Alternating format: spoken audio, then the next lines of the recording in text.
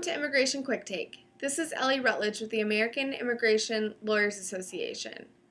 Recently, to comply with New York nonprofit law, AILA revised its voting procedures. For a New York nonprofit like AILA, all member actions must be voted on at a live meeting or by unanimous written consent. This rule applies to the election of directors and officers, as well as the amendment of bylaws and other actions that require the vote of the membership. To ensure that all the members are able to vote, even if they are not present at the annual meeting, proxies are being introduced. Here to explain more about the revised voting procedures is AILA President Doug Stump. Doug, thanks for joining me. First off, what is different this year with the election procedures? I'm glad you're giving me the opportunity to share this with the membership. As far back as can be remembered, even back to the time of Alan Kay, AILA has conducted its elections of directors and officers through mail-in balloting processes. Before 2006, paper ballots were mailed to members, and in 2006, an online ballot system was introduced. This year, we learned for the very first time that under New York law, neither mail-in ballots nor electronic ballots are legal, because all voting under New York law must take place at a live meeting of members. Could you explain the proxy voting? Sure. Even though the law requires voting to take place at the live meeting, there is a way to allow our members who cannot attend the meeting to have their votes counted, and that is a proxy. A proxy is a little different from the ballot in that you are authorizing another person to cast your vote for you. How will the new proxy system be like the old voting system? Well, Ellie, we tried to make the proxy solicitation system as similar to the voting system required by the bylaws as we could.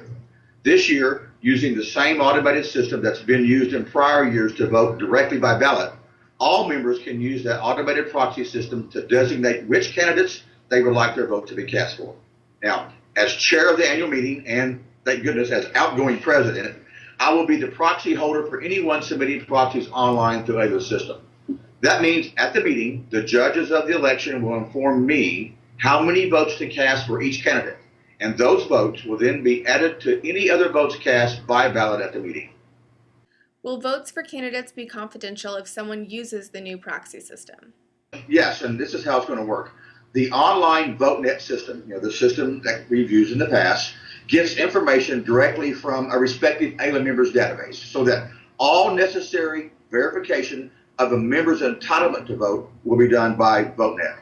Now, by designating me as chair of the annual meeting to cast your vote by proxy, I am pledged by the terms of that particular proxy to maintain confidentiality, as are any staff members or election judges that may be responsible for delivering that particular proxy to me. Now, here's the difference. If you choose to designate someone else as your proxy holder, your entitlement to vote will be verified manually by the judges of the election. And keeping your vote for officers and directors confidential will be a matter of what you and your proxy holder agree to. So it's going to be up to you and the proxy holder to maintain any confidentiality that you may request. You mentioned that members are able to designate a different proxy. How can a member do that? If a member can, if they wish, designate any other person to be their proxy. Now, instructions on how to do so, how to designate somebody else as your proxy, can be found on the AILA website. It's at www.aila.org/elections2014. AILA cannot be responsible, however, for ensuring that any other person actually attends the annual meeting to cast the vote of any proxy they've collected. The proxy, or the person casting the proxy vote, must be in attendance at the annual meeting. And if they don't attend in person, your vote won't count.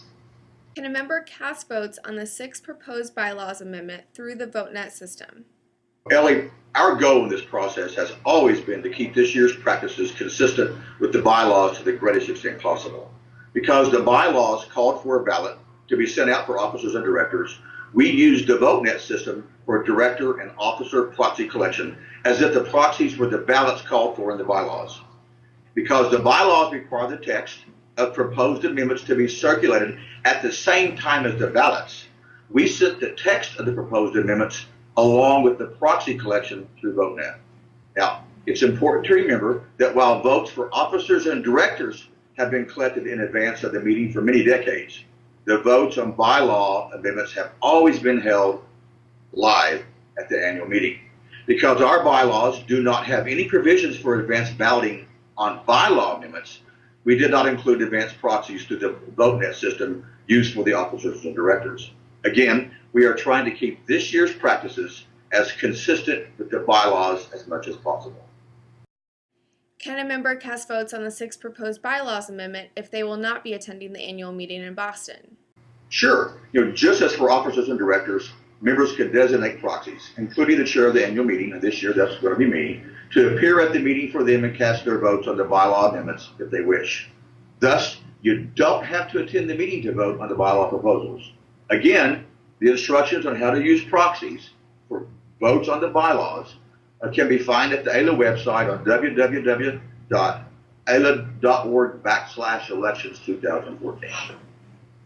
Thank you, Doug, for joining us. For the rest of you, please stay tuned for more updates from the American Immigration Lawyers Association.